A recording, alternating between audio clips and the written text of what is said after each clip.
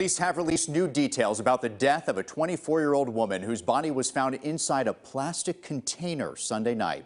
Police say Irene Torres's ex-boyfriend killed her at her home in Old Hickory, then drove her to his apartment in Bellevue, where officers found her body. Nikki McGee spoke with people who knew both the suspect and victim, who say they are in shock.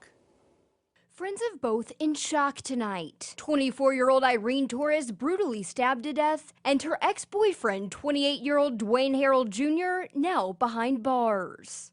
It blows my mind because I never, ever would expect anything like this from Dwayne. Like I said, he's just such a nice person.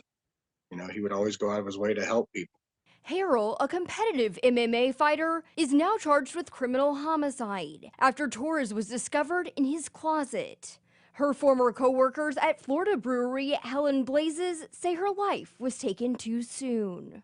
You know, I wouldn't say she was like a jokester funny. It was just funny because she was just so like innocent. You know, she was just like that innocent person that like it was just fun to be around. She brought up the room. Sunday morning, Torres' parents checked security footage outside her Old Hickory home and saw Harrell taking her away. Police say Harrell originally lied to police, saying he hadn't seen her. He later confessed to Torres' dad, and her body was found inside his Bellevue apartment. It almost doesn't even seem real at this point. Like, you know, like it's just, we're all devastated here, you know, because she had such a bright future for such a young, positive person that it's just ridiculous.